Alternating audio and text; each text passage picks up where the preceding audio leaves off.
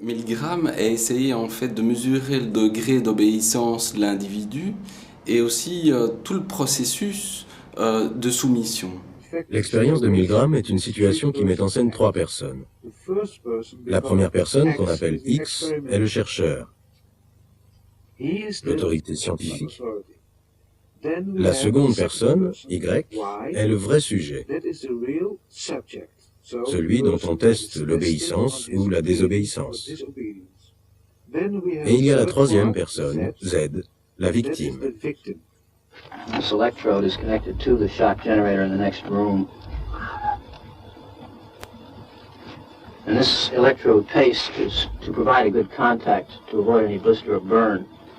And he was going to be asked very Il devait répondre à diverses questions et à chaque fois qu'il donnait une réponse incorrecte, j'étais chargé de lui envoyer une petite décharge électrique. À mesure que la difficulté des questions augmentait, les réponses étaient de plus en plus mauvaises et j'augmentais à chaque fois l'intensité des décharges. Incorrect. You'll now get a shock of 105 volts.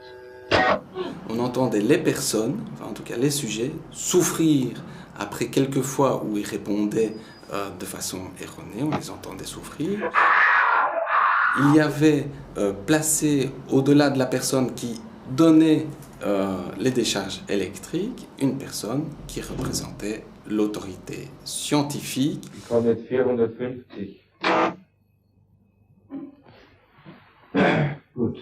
Justifier une action en se référant à une autorité.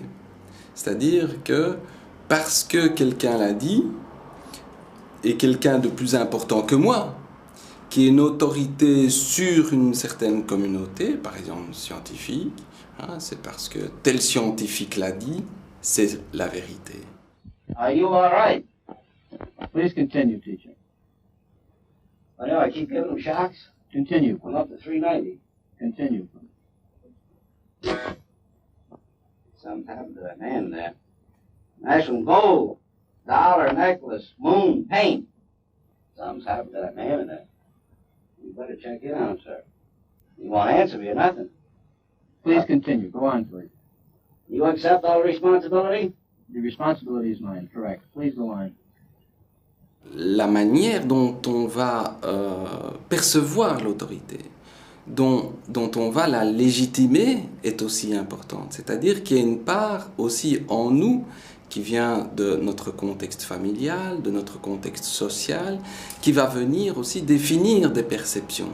Dès son plus jeune âge, on apprend à un enfant à obéir à ses parents, à éviter le danger, à ne pas se faire écraser par une voiture ou à se brûler avec le four. Puis les professeurs lui enseignent à obéir pour pouvoir apprendre et faire ses devoirs. Puis en grandissant, face à toute situation, nous devons apprendre à nous arrêter au rouge. Il y a un autocollant pour voiture très populaire aux États-Unis qui dit « Remettez en question l'autorité ». Pas « désobéissez à l'autorité », mais « remettez-la en question ». C'est la leçon que Milgram voulait nous enseigner. L'esprit humain conserve quand même cette conscience de ce qu'il est en train de réaliser. Et c'est là où effectivement peut venir se greffer cette capacité qu'on pourrait peut-être avoir de prendre un recul nécessaire pour commencer à désobéir. Once if he didn't answer mine twice, but the third time he refuses to answer, I don't want to go any further. Because I think that when we're getting this stage here, and he is complaining of a heart condition, and he is complaining now, I don't want to go any further.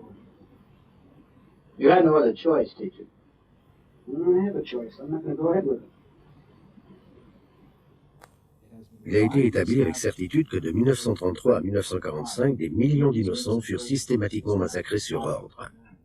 Les chambres à gaz ont été construites, les camps de la mort gardés, les quotas quotidiens fournis, avec la même efficacité que s'il s'était agi de fabriquer des outils.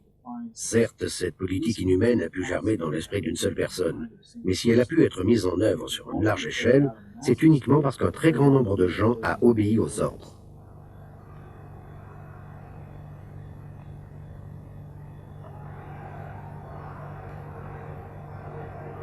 On y glisse progressivement.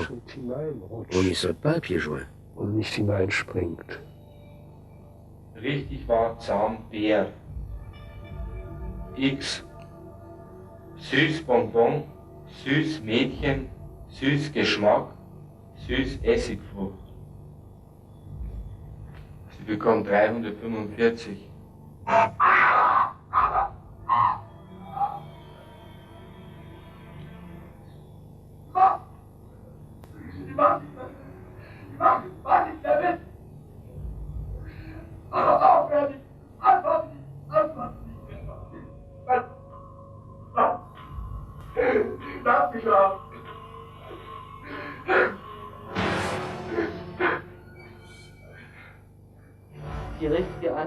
Dans l'expérience de Milgram, ce qui a surtout d'intéressant, au-delà en fait de cette mesure de degré d'obéissance et de ce processus de soumission, c'est que, à mon sens, il y a l'étude préalable qu'il avait effectuée auprès de certains médecins, de psychiatres, de psychologues, où effectivement il avait demandé, d'après vous, combien de personnes dans ces conditions-là allaient aller jusqu'à des doses mortelles d'électricité. Ce collège d'experts a dit dans la majorité que plus ou moins 1 à 2% de la population aurait été jusqu'à au moins 150 volts, pas plus.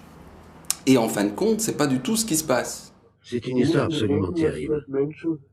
Les gens qui ont été soumis à cette expérience n'étaient pas pris par une hystérie de masse. Ils ne subissaient aucune pression. Il n'y avait ni récompense, ni représailles s'ils ne faisaient pas ce qu'on leur demandait. On ne leur a jamais monté la tête avec la méthode classique. Ces gens que tu tortures, ce sont des êtres inférieurs, ils ne comptent pas. Ça jamais. Toutes les raisons que l'on invoque pour expliquer un comportement brutal ne sont pas recevables ici. Ce qui rend l'affaire non seulement passionnante sur le plan scientifique, mais aussi dérangeante et effrayante. J'ai reçu une lettre d'un habitant du nord de l'État de New York où il fait très froid l'hiver. Sa lettre disait « Je trouve vos recherches très intéressantes mais limitées, parce que vos victimes ne sont pas réelles. Dans mon travail, j'ai de vraies victimes. » Il s'avéra que cet homme travaillait pour la compagnie d'électricité, où il était chargé de couper le courant à ceux qui n'avaient pas payé, même lorsqu'il gelait dehors. C'est pour ça qu'il écrivit à Milgram « J'ai de vraies victimes ». Ceux qui, au cours de l'expérience, ont commencé à émettre des doutes, à poser des questions, à demander ce qui se passait exactement. Si ils le faisaient dès le début, ces gens-là finissaient assez rapidement par désobéir. Bedenkzeit ist vorbei. Sie erhalten 450 Volt.